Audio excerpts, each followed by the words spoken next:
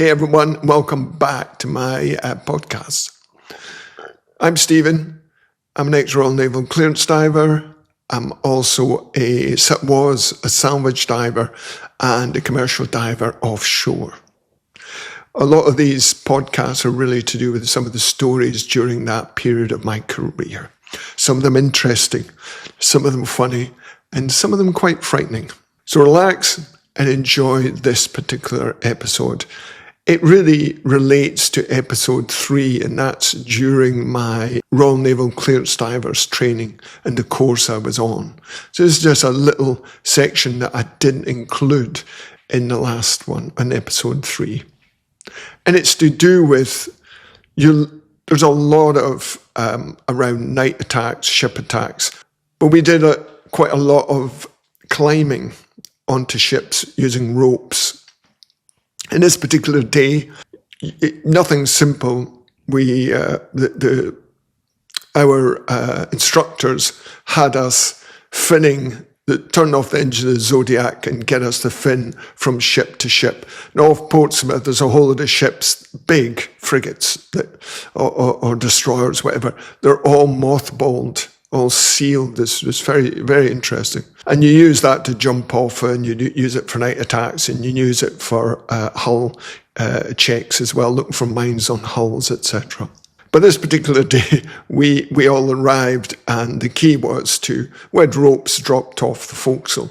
And we're talking, 30, 40 feet of climb. So we had to, all of us round the Zodiac, finning the whole Zodiac because he didn't want to turn the engine on. And it's all about making you very tired. So you're in the water, first ones go out.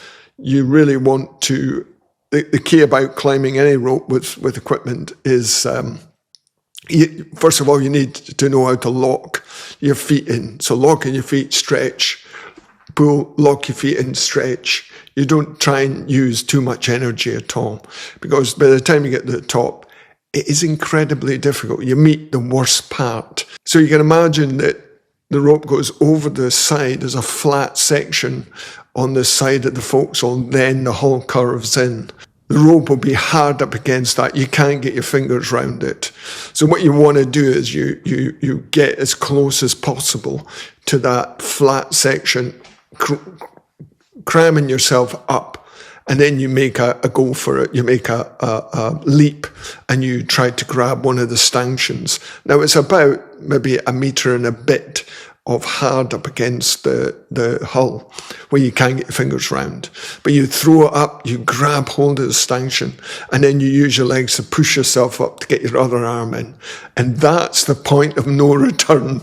Because if you don't pull yourself up and get up onto the ship, then you're not going to have a second go, because you've already climbed 30 or 40 feet. You've already did that one leap to try and grab and hold on.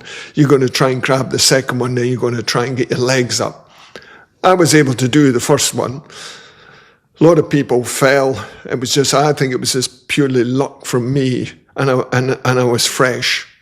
But one of the things is this, and we watched many people do it. You'd get up so far and they would be hanging there.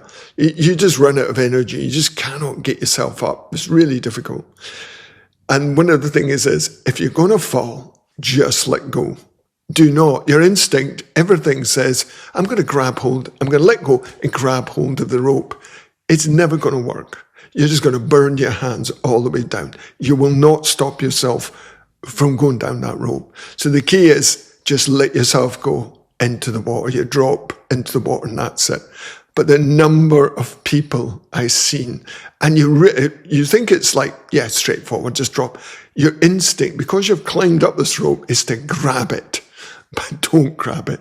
The number of people had burns on their hands due to that. But it was great.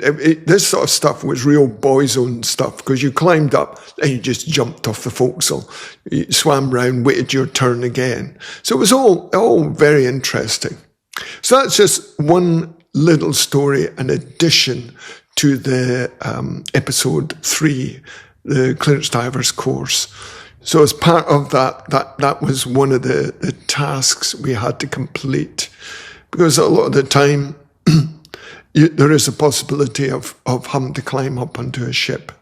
Just one other story is we would do hull searches. So we'd do it on these same vessels, and they would just be full of barnacles and covered in marine growth, etc. And we'd run a line that would go either half, you'd have somebody on the keel and somebody on the surface, maybe 2 or 3, depending how big it is. Then we'd move from forward to aft, and then we would search in between, looking for mines. Not the best job in the world. Besides training, I think I did it only one other time, and that was in Belfast. But alongside us were a group of Saudi, I think it was Saudi Navy divers, and they were getting trained by the UK. And it was interesting because we would do night searches. We'd dive 24 hours a day. Night, dark, didn't matter. You were in the water.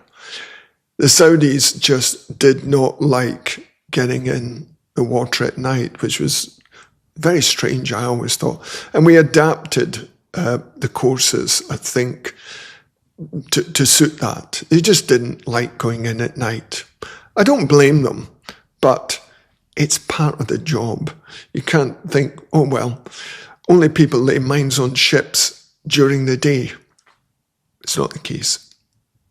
Look, I hope you enjoyed that story. It's a bit of a shorter one, but like I say, it's an addition to episode 3 when I was on my diving course. You guys take care, and I really, really hope you enjoyed listening to this. All the best.